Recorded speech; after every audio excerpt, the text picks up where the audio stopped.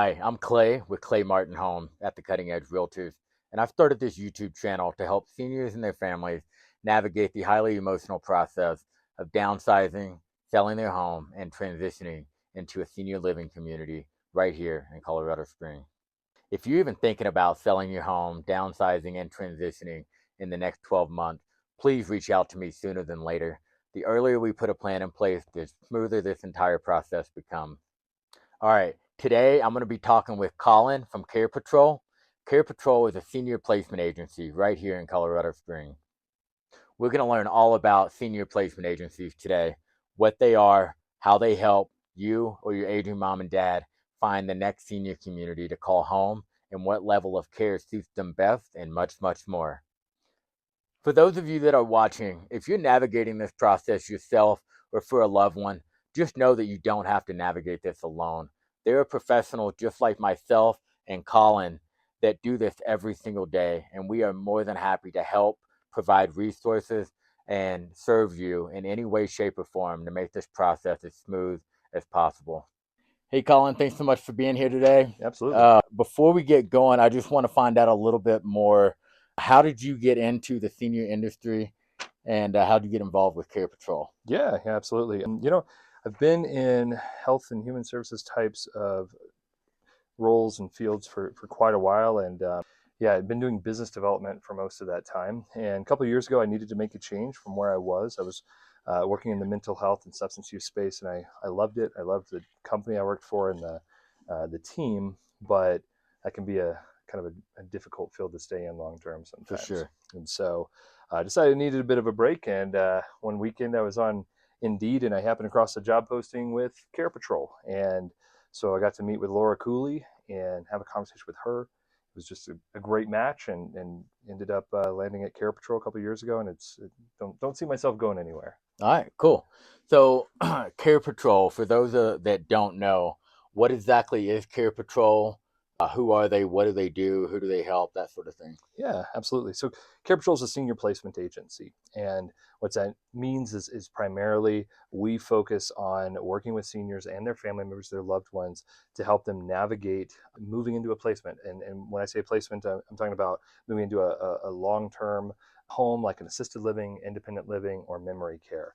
There's something like 70 or 80 of them in town, and that's just Colorado Springs. There's so many in this country. And so when people are trying to figure out where they want to live and kind of land for their the later part of their life, it's a big decision. And so there's a lot to it. There's a lot of pieces to navigate whenever you're kind of taking a life and transitioning it to a community like this. And so I don't think people really realize what all is entailed. So we kind of come alongside them as the guide in that, and walk them through the decision making process and all of the logistics involved in everything. Okay. So, speaking of like the logistics involved, what's the very first thing that a family would do? So, like, I work with seniors and their adult children. A lot of times, they're the ones that help figure out what is the next step for mom or dad. Yeah. And the conversation starts like we need to sell the lifelong home that the aging mom and dad live in, Mhm. and figure out whatever is next for them. What would be like a good starting process, or sorry, an ideal starting process for you all, Yeah. right, that benefits the family the most? Like, when should they reach out, and when they reach out, is there any information that they should have on hand or be ready to talk about to help you guys better serve them? Yeah, absolutely. As far as when they should reach out, that is, there's a lot of answers to that. I think that if you're thinking that, if you're going, is it time to reach out? It's probably time to reach out, Okay. because the sooner we can start this conversation, and we understand it's not a easy conversation to start. It's not something that anybody really wants to, really start to navigate. Thinking about the aging process and these later in life choices that have to be made. But the sooner you can engage and start to learn a bit more about the choices out there, the more choices exist.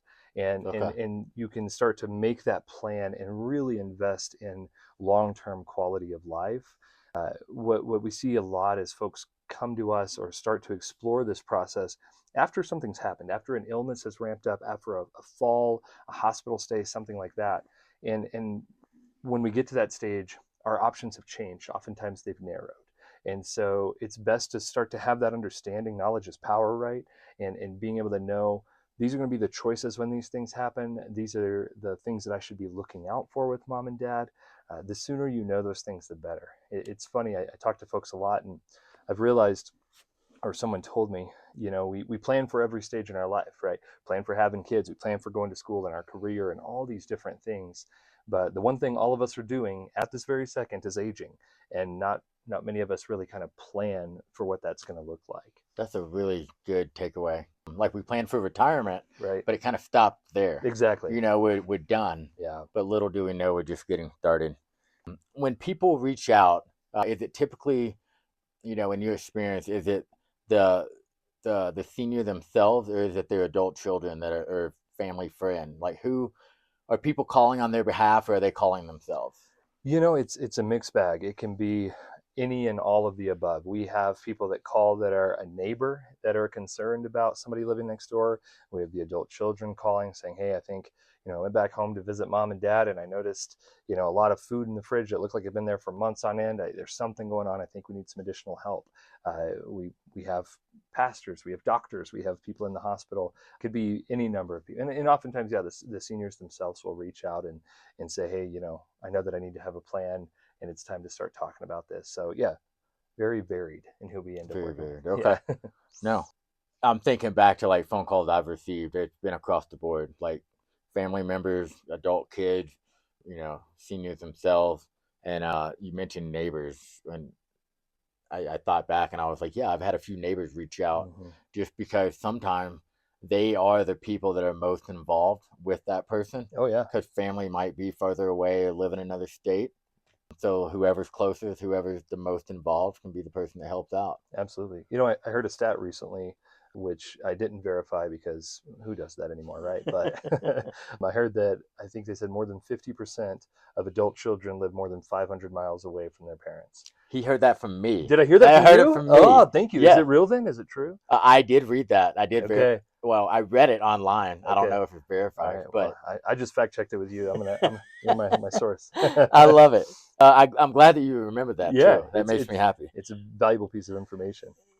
So my next thing is, this comes up a lot in a lot of the conversations I have with people, but what do you find is the most difficult part of this when it comes to somebody making the call? Things start happening fast. Yeah. What do you think is the most difficult part for the seniors themselves?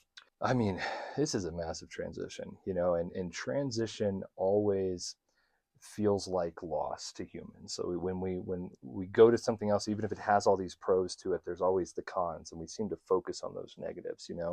And so there are losses, and there are things that it can hit hard. This is a big life transition. And so it can be hard just to start the conversation. It can be hard to wrap our minds around a decrease in independence. It can, there's a lot of things that can be challenging, and it really depends on the individual, Okay. And I think the biggest thing that, as far as a challenge or a struggle that people have that keep them from starting this conversation, I think what really holds us back a lot is we have this idea, and I think it comes from movies and TV and things like that, that the aging process is this really dark and dingy clinical space that feels so terrible. And I mean, we live in 2026. The communities that are available to us, the resources, we have a lot of amazing resources in this town. And so when you start to explore those, you realize that there is still a lot of there's still a lot of quality to be squeezed out of life at this stage. There's still a Absolutely. lot of amazing things that you can have access to. And so if we can try to, I think, focus on those positives, the things that can be gained and regained. Somebody that's living at home with no family nearby, there's a lot of folks in those environments that can end up being very isolated. Hmm. And a community is a community. You have access to social activities again. You have access to supports and the help that you need. And so it can be hard to find the good within those things that you feel like you're losing. Absolutely. No, I agree 100%. I will say the one thing I'll add to that is you are going to a community, which means there's more people around. But in order to take advantage of that community, you have to leave your room and be able and willing to socialize. There's been a few people that I have helped transition. It's emotional, it's stressful. 98% of the people that I help move, they end up loving it. There have been a few situations where people just they're not happy and they're not able to try it out. They stay isolated to their room, and you there's so much to offer at a community. There's activities to get involved in. There's events to get involved with. A couple communities take buses up to Cripple Creek and gamble. Like there's so many fun things to do throughout the day. It's not just bingo, although that is something that happens quite a bit. So take advantage of those things that when you do move in, take advantage of those offerings for sure. Another question I had is what happens or what have you seen when you have one person that needs to go into some sort of care, but their spouse is pretty independent? Mm-hmm. Tell me a little bit about how you all would handle that situation. Yeah, the beauty of all of these resources and things that are out there is that you can normally find a solution that fits the person you're working with and what their desires are. And so we've had families where the spouse goes into the level of care that they need, and their spouse is still living at home Okay. independently, and they come in and they spend a lot of time with them and see them often, but they are still living at home. We've had some where folks will move into the community together, even though that the one person they're just there living there. They don't need the levels of care that are provided or anything. They just want to stay close to their spouse. They could even be in the same community. Just one person is in memory care and their spouse is in a lower level of care, but they're still in the same building. Okay. And so there's kind of a lot of different options there as far as how they can navigate that. Okay. You mentioned independent living, assisted living, and memory care. Can you tell us a little bit about like what distinguishes the difference between the three of those? Yeah, and the order you listed them in is kind of like the tiers, right? The levels of care. I mean, independent is very independent. A lot of the communities, they might still provide some meals for them, and kind of they do the home maintenance and some of that stuff, but mostly it's very independent. But it's whenever that senior gets to the place where they're ready to let go of some of those things like mowing the lawn and some of the more challenging maintenance types of things. Okay. And the beauty of an independent living, though, is you are still in that community. Hmm. And so if, some of the ones we have in here in town, they've got a home care agency built in, so you don't have to worry about minimums or anything like that. So if you want to stay independent, but you do still want to have access to a little additional help, you can do that. Okay. And assisted living, that's going to be for folks that, are needing staff or support around 24/7, even if they don't need them 24/7. And they need some help normally with some of their ADLs, and that's their activities of daily living, maybe medication management or those kinds of things. And in assisted living, there's normally going to be tiers. There's going to be levels to how much care that they are receiving and signed up for and all of that. Okay. And then memory care is going to be the highest level. Those are typically secured units, and they're going to be a lot of support. This is for folks that have dementia and Alzheimer's. Maybe they tend to wander or get confused or things like that. And so they need just a higher level of support and care. And of course, support also with those ADLs and the medical sides that were included with assisted living as well. Okay. Assisted living and memory care, of course, all their meals are provided for, all of their, the amenities are taken care of, all that in the package price there with that care. Okay. And so expanding on that a little bit, so when a family makes a call, they may not have a clue like where to start, and they Mm-hmm. might think that mom and dad are worse off than they are. They might think that mom and dad are, you know, better off than they are. Yeah. Do you guys actually have an assessment that you do with the future resident or the client, or do you refer them out to somebody? How does one figure out what level of care, aging mom and dad may need? Yeah. So that recommendation can, come from the provider if they're, in a hospital or a SNF or something like that. Oftentimes they'll be the ones that say, "Hey, we think you need this level of care." As a part of our process, as we're working with them, when we have found some communities that are, looking to work with them, they will do an assessment as well, and that's going to be kind of the tiebreaker there to say, "Hey, this is where they are. This is what, how our levels of care are broken out, and where they need to be on that." And so there will be a lot of chances through that process for us to kind of narrow in on what the right level of care is for them. But that assessment, that the community itself that they're moving into, is going to be, kind of the final decision on that. Okay.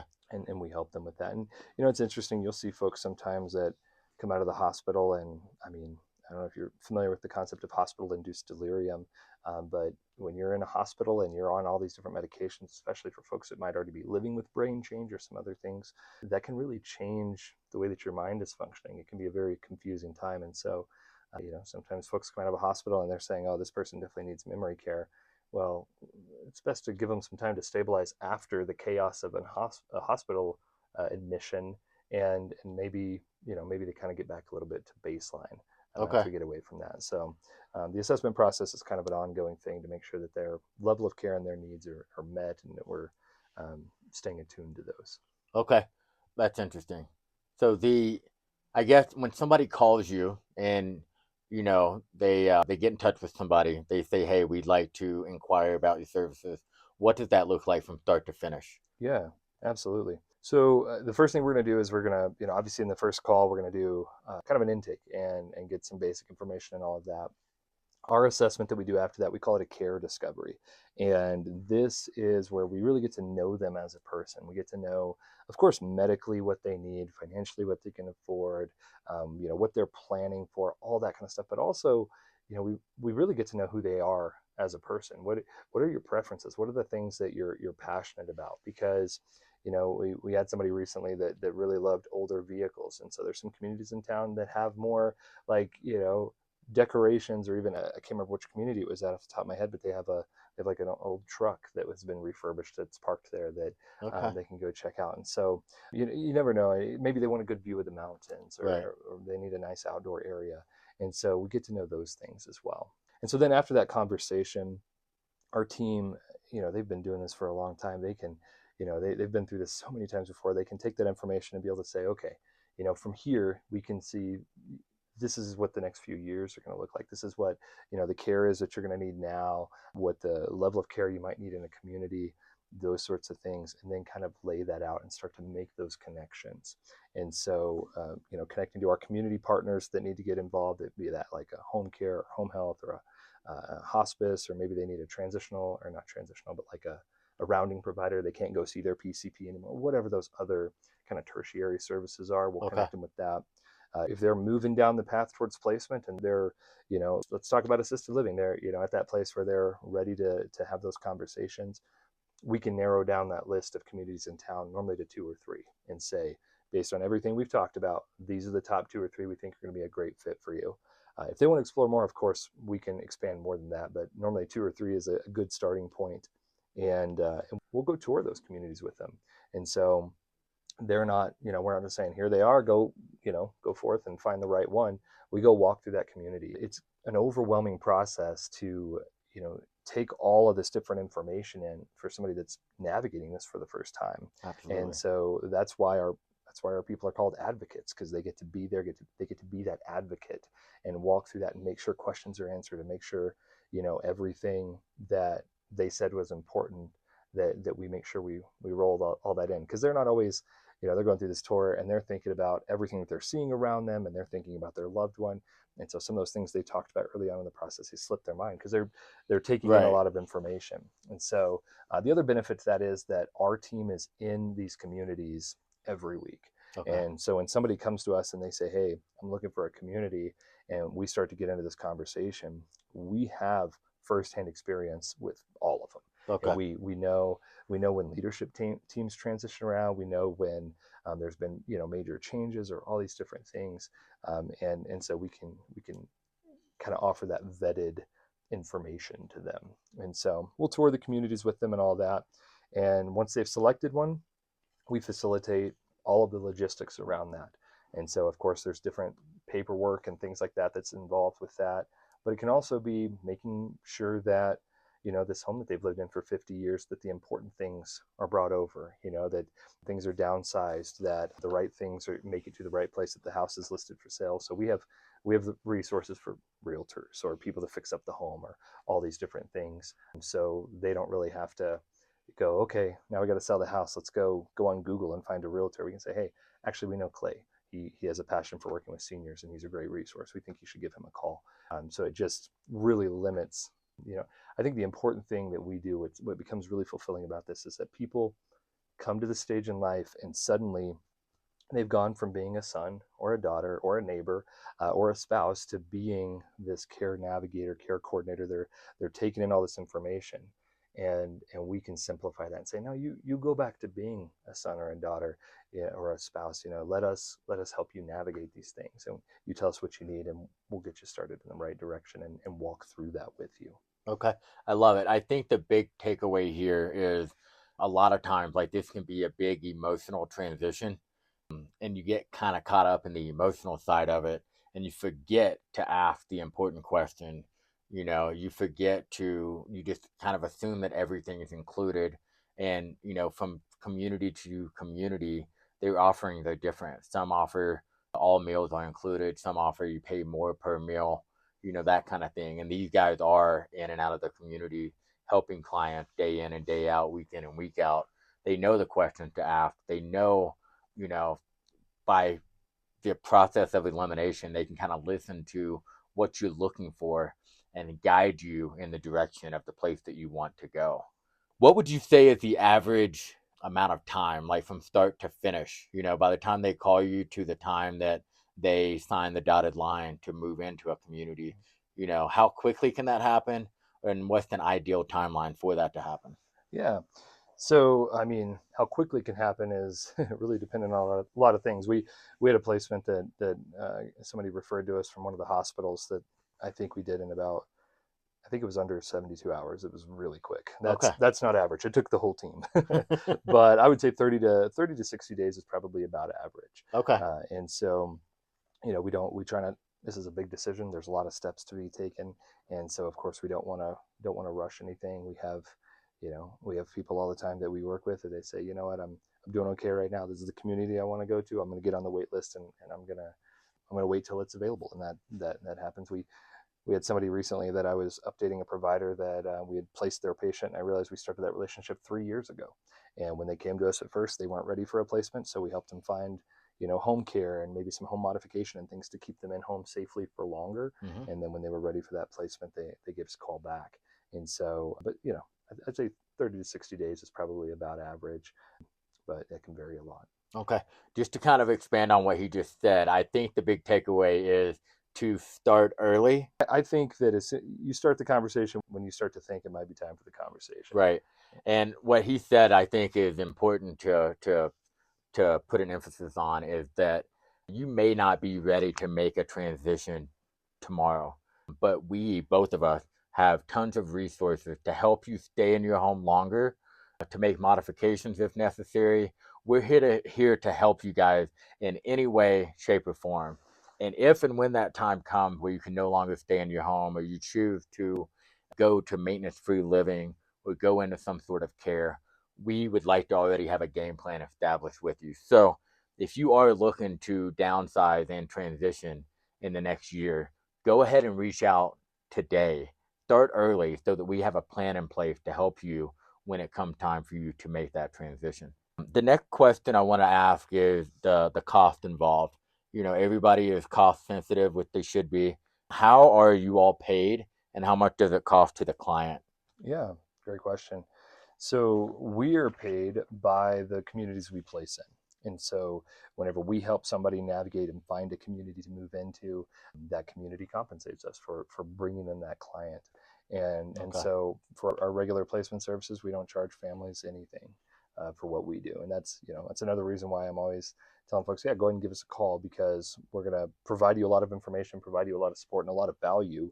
And we're not going to try to sign you up for the platinum level subscription or anything. We're just we just get to be that resource. Okay, Yeah. cool. So no cost to the client. You're paid by the community. So you really have no reason not to reach out and get the help of an expert that knows all these communities inside and out, what they offer, what their amenities are, and so on.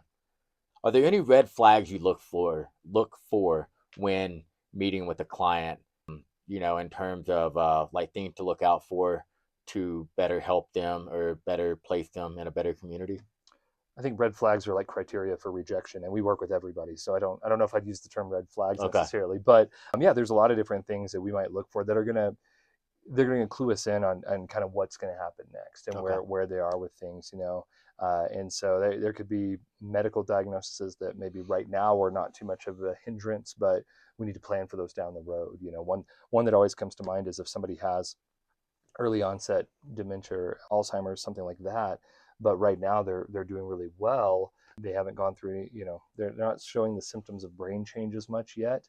We can help them get into a community that maybe assisted living or even independent living is the right fit for them right now. Okay. But we want to plan ahead and know that, okay, memory care and higher levels of care are probably going to be needed further down the road. And so it's a lot easier to move within a community. It's a lot cheaper to move within a community than it is to move to a new community. And so, we can make recommendations based around diagnoses and things like that to plan for what's coming. And so, yeah, as far as red flags, I know that, maybe one thing that we look out for from families is something we've already kind of broached on, which is that reluctance to have the conversation. And so sometimes we know we're having a conversation with somebody that's not ready to start really exploring these things. And I, still wouldn't call it a red flag. We're not going to say, nope, we don't want to talk to you. You're obviously not ready. Instead, we can actually, our team, I feel like ends up acting almost like counselors pretty often, where we help people have that conversation and know that this, planning for these changes doesn't have to be this sad and overwhelming thing. It's how we continue to show that we care for our loved one and make those plans and be ready for whatever's next. Absolutely. Way to provide a good answer to such a terrible question. I guess to follow that up with, are there any mistakes that you see people make when, like, if they do it on their own? And I think you kind of touched on it a little bit, is planning ahead. So, like, you may not need much care right now, but shortly down the road, you may need care. So, like you said, it's better to transition within a community to a different level of care than it is to completely remove yourself from that community and transition to yet another community and get familiar with different people and different places, that sort of thing. So, any mistakes that you see people make when not working with a senior placement agency? Yeah. Well, there's a lot of things that we can do that we regret. And not to get overly philosophical, but I think that as humans, we tend to look back on things and beat ourselves up over mistakes that we make. I do. Yeah, absolutely. Same. And I had a colleague that I used to work with, and I remember in one of those moments, she said, we made the best decision we could with the information we had at the time. Okay. And that has become kind of a mantra to me, because whenever I want to beat myself up over something, I'm like, as far as I knew, that was the absolute best decision. But I didn't have the information I have now. I didn't have ESP. I couldn't see into the future. Right. And so I think that as far as the mistakes that can be made, it's not necessarily a mistake. You make the best decision you can with the information you have at the time. But agencies like CarePatrol and the Area Agency on Aging and Alzheimer's, there's so many so many resources in the area, so many professionals in the area that want to educate and want to connect people with the right resources. And so if there was a mistake in that, it would be not seeking those resources, because that's why we exist. Because if you can only make the best decision with the information that you have at the time, then plug in with every resource you can, so you have as much information as possible before you make that decision. I love it. That's great stuff. Lastly, do you have a story that you can tell us about how Care Patrol or yourself has impacted a client and really helped them through this transition process? Yeah, there's a lot of people that we have worked with over the years, a lot of different examples. I've been at this only for 2 years, but just in that time, there's been a lot of folks that we get to just, like I said, kind of restore those relationships, where those people get to kind of go back to being that spouse or that family member. And one that comes to mind, probably not the one that my team necessarily wants us to try to rope in a lot more referrals like this, but we had one a few months ago. It was right around the holidays, and the hospital called us. It was like Thursday afternoon, and they said this person needs to discharge tomorrow and they can't go home. And so we had like 48 hours, or maybe it was 72 hours, I don't know. And our whole team came together, and everybody had a different part they were doing. I think I was facilitating communication with providers and different people, making sure the paperwork is in place. Our advocates were going out and doing these last minute tours to try to get everything facilitated there. And our operations person was making phone calls to just coordinate everything, and it just all four of us had something that some role we played in that, and we were able to get this person out of the hospital into a placement, into a safe placement that was going to be able to meet their care needs. And just, I love good teamwork. I love seeing the team come together to accomplish something, and knowing that in the midst of kind of a chaotic season, you've already touched on this once, I think, with that, the emotions that are at play here, to be a son or a daughter, or whatever your relationship is, and be in the hospital with somebody that you care about, and all of a sudden having this weigh on your head, oh, they can't go home. Mm-hmm. And that's just, in the back of your mind, and you're trying to be there, and you're already dealing with the emotions of all this, and all of a sudden these logistics of something you've never navigated before are weighing on you.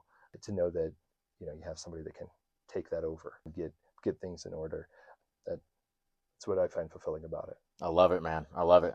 I know I said lastly before, but to wrap this up, is there any advice that you would give to the person watching this video if they feel completely overwhelmed and they don't know where to start? Yeah. I mean, if you're not overwhelmed with everything going on in the world at the moment, I need to know your secret first off. Yeah.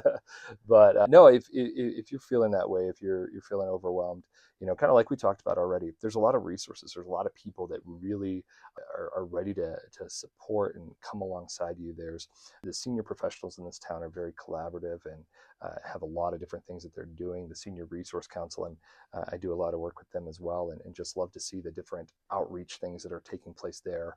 Get plugged in. Go talk to somebody like us that wants to be that resource. Find community. I'm a pastor's kid, so I believe in community very strongly. And so, shameless plug, I host events every month. We call them CarePatrol Presents, and there's always an education topic for all of us, and then there's free food, and we just hang out and build community.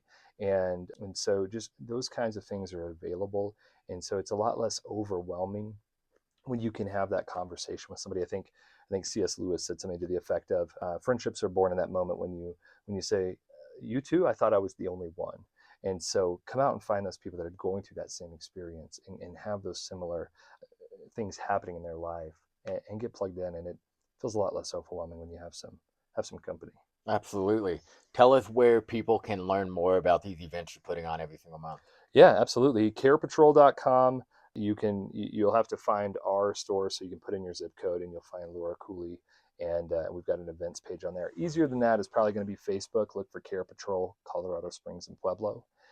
You can, I assume we'll probably throw some links on the video. Absolutely. Yeah, you can reach out to me directly. We have a newsletter that goes out with everything that we can find going on in town every month, and a lot of different things there. So yeah, we've got the caregiver calendar we put out with the Pikes Peak Area Agency on Aging, but all of that we kind of run through our Facebook and newsletter. So I'd say start there.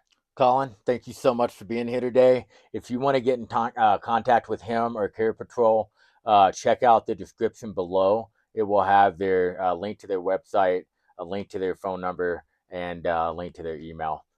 My goal is simple: to help make this process as smooth and seamless as possible for everybody involved. If you like this video, make sure you hit the like and subscribe button below so you get notified the next time I have a conversation like this one. And lastly, if you or somebody you know is looking to sell their home, downsize, and transition into a senior living community here in Colorado Springs, please give me a call. I would absolutely love to be a resource and help out. Thanks so much for watching, and we'll see you next time. Bye.